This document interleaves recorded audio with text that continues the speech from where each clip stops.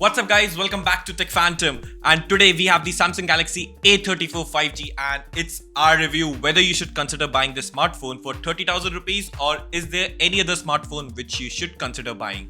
Now, before getting this video, if you're new here then do consider subscribing to our channel Tech Phantom and hit that bell icon so you never miss an update from us. So let's get started. Now this video is being sponsored by Samsung SmartCafé located in Gumanpura, Kota, Rajasthan. So you can also find the link in the description below to visit the location and also the contact number to get the best prices out of your Samsung smartphones. Now to begin with, the Samsung Galaxy A34 5G is the new smartphone from the Samsung in the mid-range department if you have a budget under 30,000 rupees.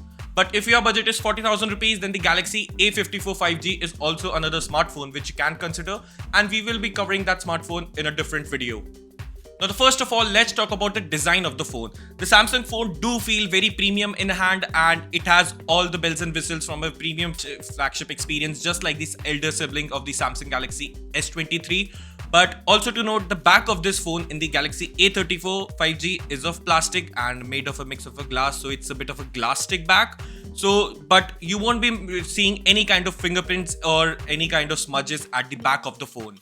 But also to note that even the camera aisle on this smartphone is similar to the S23 series, so it is always a welcome thing to have in a mid-range smartphone. One thing to also note is that the branding of the phone is very subtle at its back, so it's not unlike the other manufacturer which have a giant slogan slap on the back of their phone, so it's very good to have.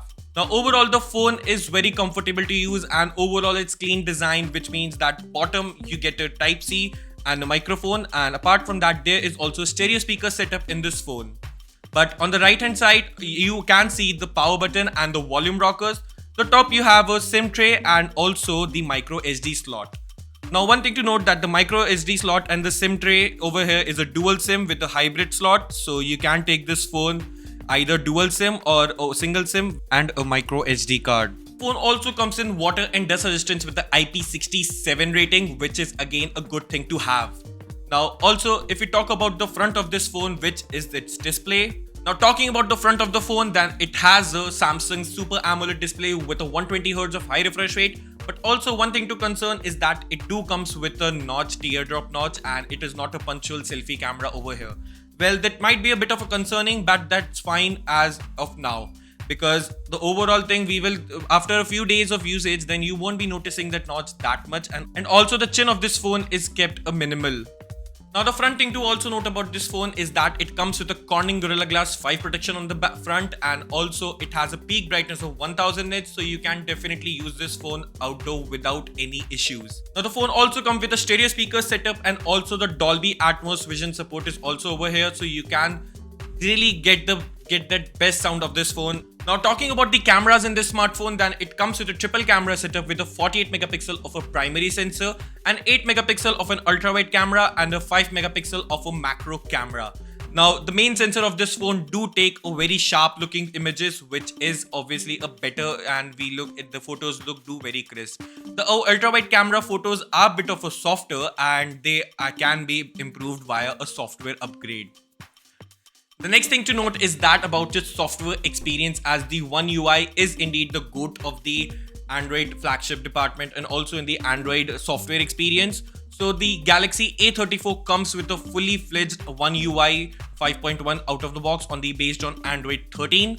So it's not going to be a complaint for you and all of us. Also the phone do support Samsung Wallet fully fledged and also the Good Lock, so you can take the customizable to the next level. Now on a 30k smartphone, you won't be expecting that much of a software upgrade, but Samsung do provide 4 years of an Android upgrade and 5 years of a security patch, which is again a good thing to have in a smartphone when you are considering to buy a smartphone for that long period of time. But also to note that is also comes with a bit of a bloatware in the phone, which can be deleted, but expecting this on a premium smartphone is not expected by all of us.